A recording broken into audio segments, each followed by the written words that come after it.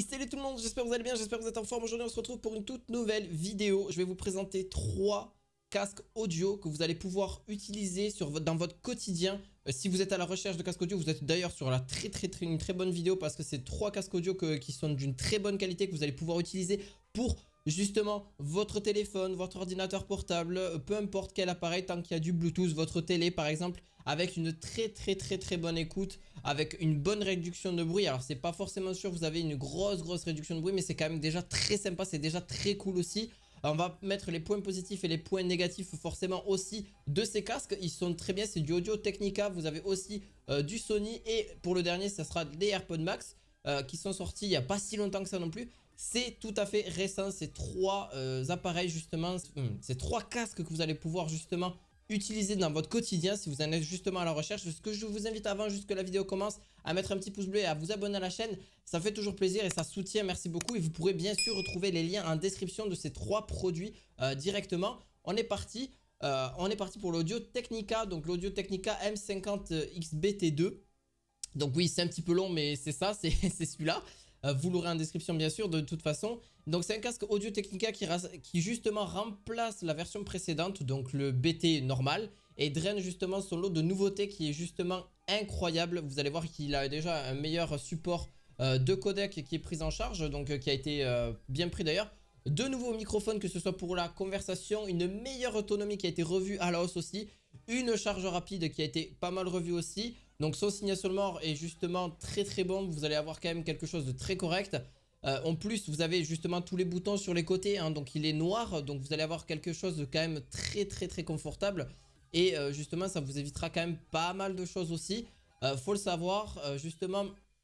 Là, vous avez quelque chose de très épuré et très léger. Il est vraiment pas lourd non plus. C'est justement son gros point fort. Vous avez quand même une sacrée bonne autonomie. Vous pourrez l'utiliser pendant plusieurs jours.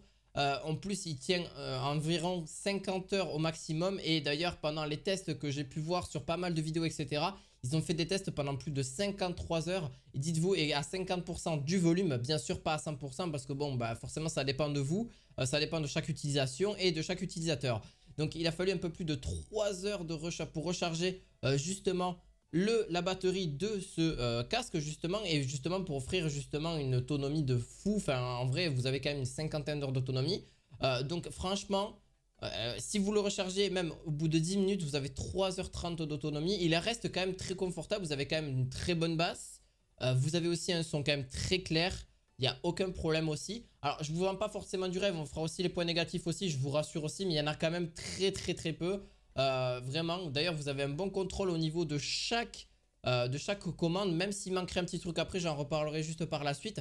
Vous avez un micro qui est juste très bon quand même. Ça reste... Après, c'est un microphone de casque. Donc, c'est pas non plus un truc de fou.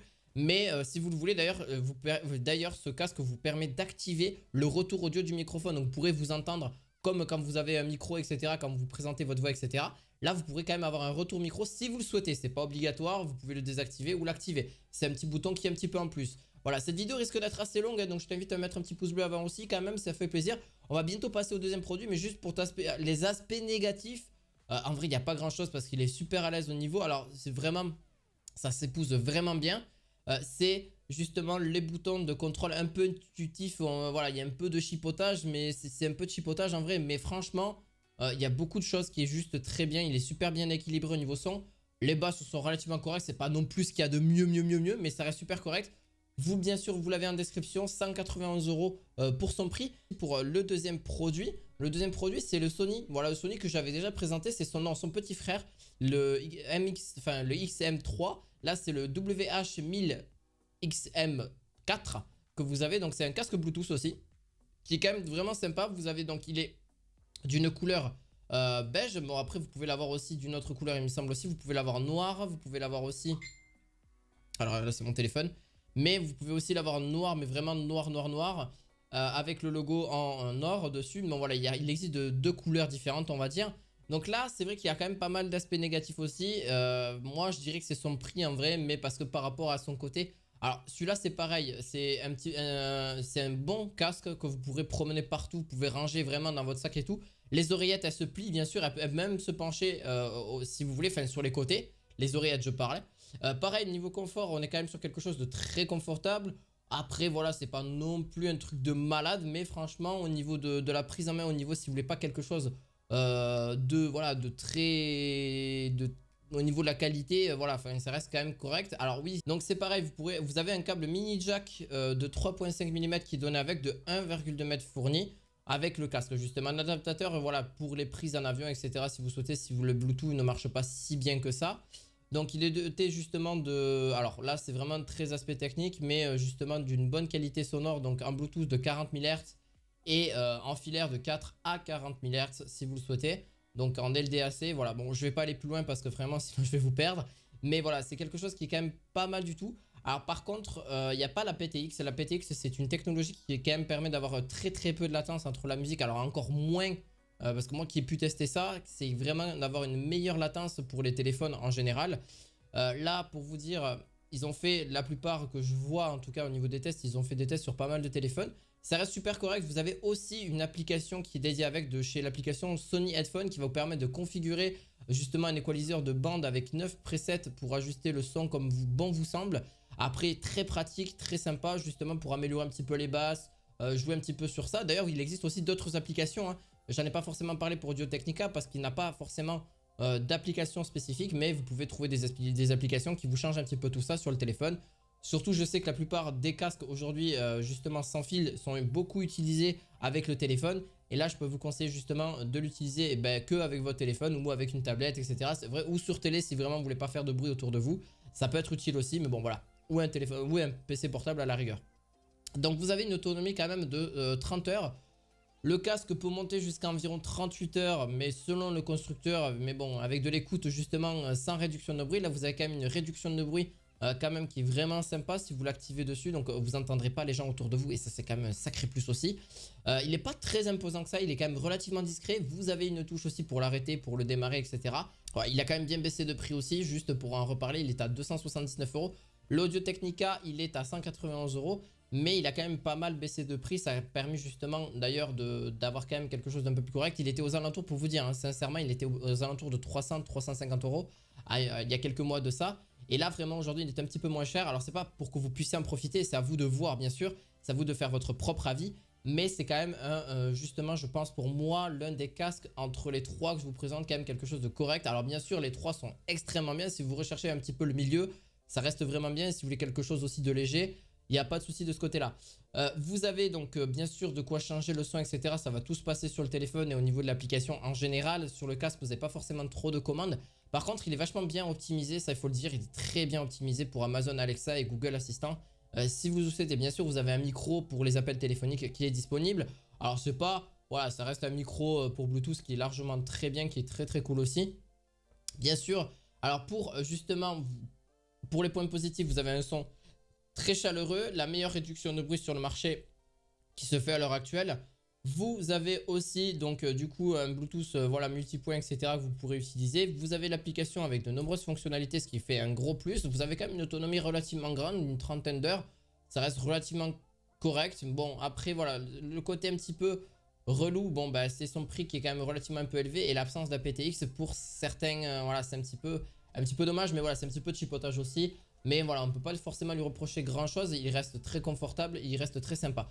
Je vais passer pour le dernier. Donc le dernier, c'est le AirPod Max. Donc le AirPod Max, c'est un justement casque qui a un max justement de réduction de bruit. Vous allez voir, il y a un très très bon son, une réduction de bruit juste époustouflante. Alors par contre, juste il faut le dire, hein, il faut le dire clairement, les AirPods, enfin de toute façon que ce soit de chez Apple, c'est extrêmement cher. Et là, je l'avoue, c'est son prix qui me dérange énormément.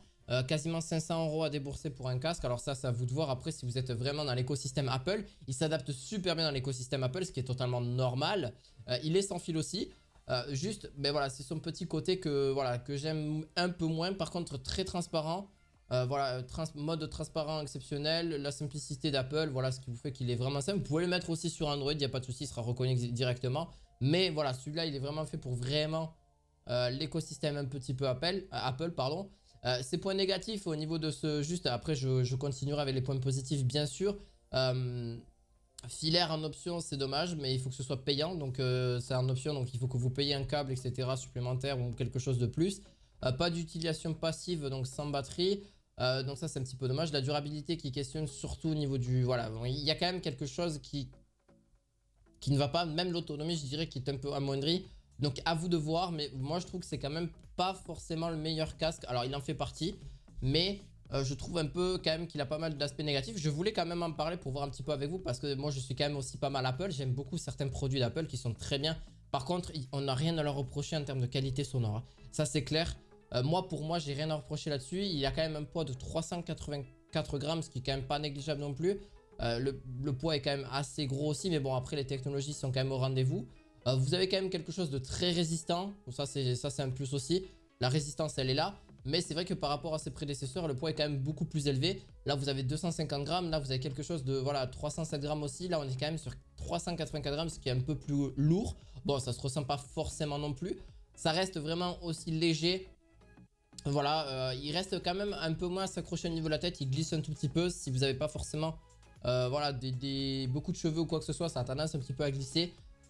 Voilà, c'est mon point de vue. Vous en faites après ce que vous voulez. Mais après, son niveau de confort est quand même vraiment très bien. Mais je le verrai quand même moins cher comme casque. Je trouve ça un petit peu dommage. Vous avez d'ailleurs un étui qui est conçu en une seule pièce. Et ça, c'est vraiment un plus, je trouve. Vraiment très sympa le petit étui. Vraiment, ça permet... Alors, c'est pas le meilleur étui que vous pouvez avoir en termes de casque. Mais ça reste super bien aussi.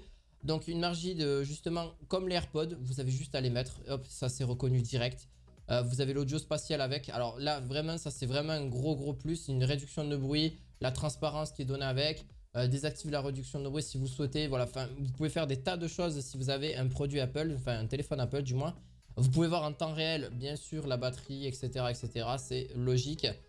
Franchement je pense qu'il vraiment pour un système de réduction de bruit contre le Sony WH-1000 XM4 pardon que j'ai présenté juste précédemment.